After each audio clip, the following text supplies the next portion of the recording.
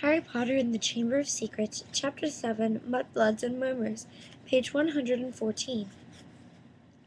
It's a simple matter if you know what you're doing, Lockhart was saying loudly to Hagrid.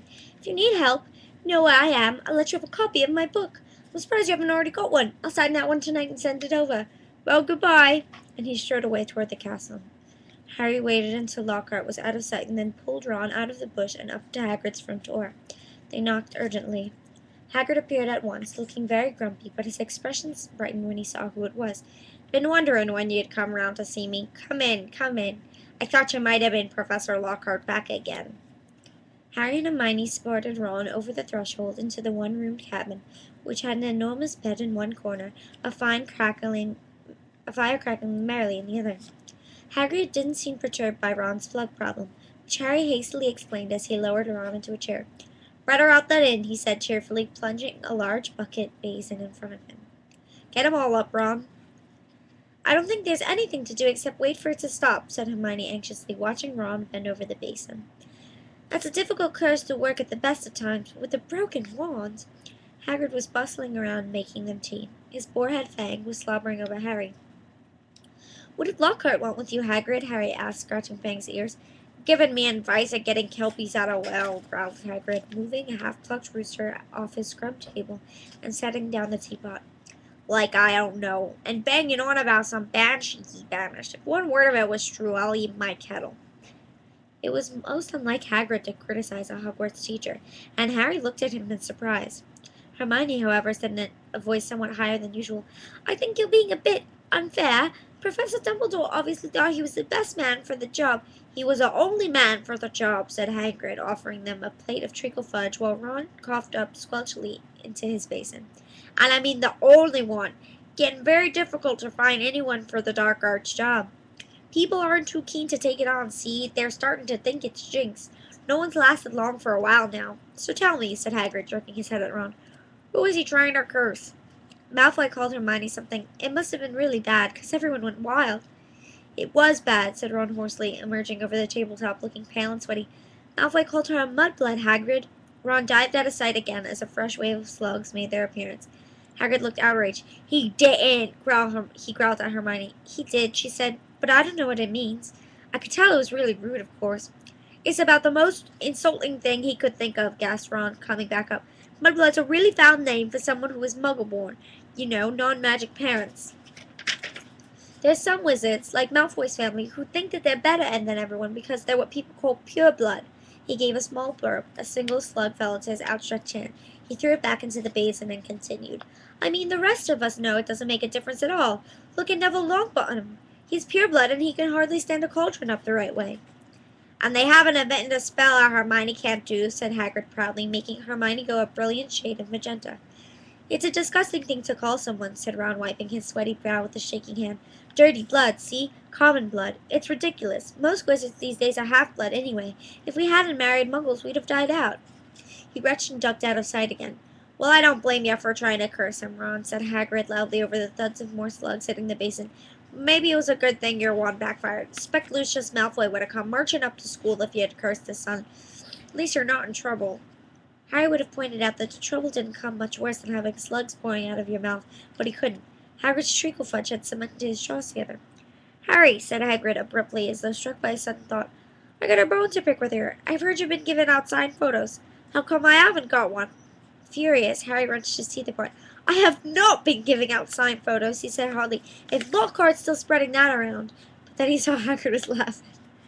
I'm only joking, he said, patting Harry gently on the back and sending him face first into the table. I knew you hadn't, really. I told Lockhart you didn't need to. You're more famous than him without trying.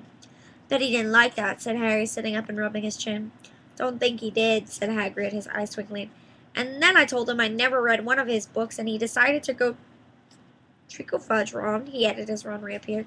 No thanks, said Ron weakly. Better not risk it. Come and see what I've been growing, said Hagrid as Harry and Hermione finished their last tea. In the small vegetable patch behind Hagrid's was half a dozen of the largest pumpkins Harry had ever seen. Each was the size of a large boulder. Getting on well, aren't they? Said Hagrid happily. For the Halloween feast. They should be big enough by then. What have you been feeding him? Said Harry. Hagrid looked over his shoulder to check that they were alone. Well, I've been giving them, a bit of help. Harry noticed Hagrid's flowery pink umbrella leaning against the black wall of the cabin. Harry had reason to believe before now that this umbrella was not all it looked.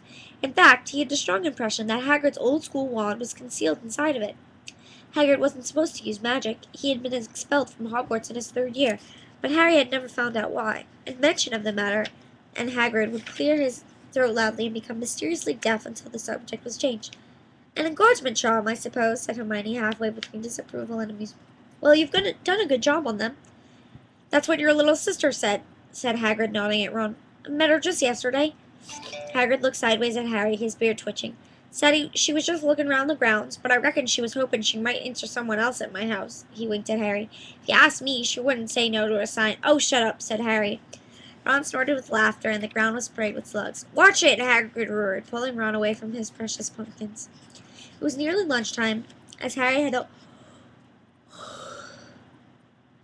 only a bit of treacle fudge since dawn. He was keen to go back to school and eat. They said goodbye to Hagrid and walked up to the castle, Ron hiccuping occasionally, but only bring up two very small slugs. They had barely set foot in the entrance hall when a voice rang out. There you are, Potter, Weasley. Professor McGonagall was walking toward them, looking stern. You will both do your detentions this evening. What are we doing, Professor? Said Ron, nervously suppressing a burp. You will be polishing the silver in the trophy room with Mrs. Filch. Mr. Filch, said Professor McGonagall. And no magic, Weasley. Elbow grease. Ron gulped. Argus Filch, the caretaker, was loathed by every student in the school. And you, Potter, will be helping Professor Lockhart answer his fan mail, said Professor McGonagall. Oh, Professor, can I go to the trophy room too? Said Harry desperately. Certainly not, said Professor McGonagall, raising her eyebrows. Professor Lockhart requested you particularly. 8 o'clock tonight, sharp, both of you. Harry and Ron slouched into the great hall in states of deepest gloom, Hermione behind them, wearing a well, you did break school rules sort of expression. Harry didn't enjoy his shepherd's pie as much as he thought. Both he and Ron felt they got the worst here. Filch will have me there all night, said Ron heavily. No magic. There must be about 100 cups in that room. I'm all no good at muggle cleaning. I'd swap any time, said Harry hollowly. I've had lots of practice with the Dursleys. Answering Lockhart's fan mail, he'll be a nightmare. Saturday afternoon seemed to melt away. In what seemed like no time, it was 5 minutes to 8, and Harry was dragging his feet along the second-floor corridor to Lockhart's office. He gritted his teeth and knocked. The door flew open at once. Lockhart beamed down at him. Ah, here's the scallywag, he said. Come in, Harry, come in. Shining brightly on the walls of the light were many candles with countless framed photos of Lockhart. He had even signed a few of them. Another large pile lay on his desk. You can address the envelopes, Lockhart told Harry, as though it was a huge treat. The first one's to Gladys Legend. Bless her, a huge fan of mine. The minutes snailed by. Harry let Lockhart's voice wash over him, occasionally saying, and right, and yeah. Now and then when he caught a phrase like, fame's a fickle friend, Harry, or a celebrity is as celebrity does. Remember that. The candles burned lower and lower, making the light dance over the many moving faces of Lockhart watching him. Harry moved his aching hand over what felt like the 1000th envelope, writing about Veronica Smelthy's address. It must be nearly time to leave, Harry thought miserably. Please let it be nearly time.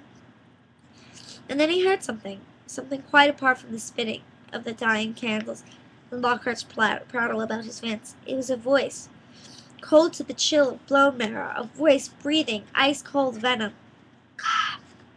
Come to me, let me rip you, let me tear you, let me kill you. Harry gave a huge jump, and a large lilac blot appeared on Veronica Smelthy's street. What? He said loudly. I know, said Lockhart. 6 solid months at the top of the bestseller list. Broke all records. No, said Harry frantically. That voice! Sorry, said Lockhart, looking puzzled. What voice? That voice. That's it. Didn't you hear it? Lockhart was looking at Harry in high astonishment. What are you talking about, Potter? Perhaps you're getting a little drowsy. Great Scott, look at the time. We've been down here nearly 4 hours. I'd have never believed it. The time's flown, hasn't it? Harry didn't answer. He was straining his ears to hear the voice again. But there was no sound now.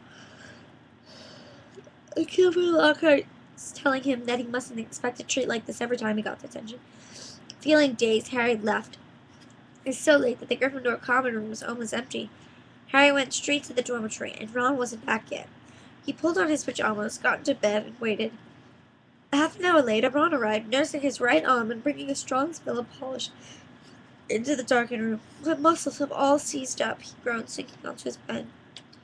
14 times he made me buff that Quidditch cup before he was satisfied, and I had another slug attack all over a special award for services to the school. Took ages to get the slime off. I was with Lockhart. Keeping his voice low, as so not to wake Neville Dean and Seamus, Harry told Ron exactly what he had heard. And Lockhart said he couldn't hear it, said Ron. Harry could see him frowning in the moonlight. So you think he was lying? But I don't get it. Even someone invisible would have had to open the door. I know, said Harry, lying back in his four-poster staring at the canopy above him. I don't get it either.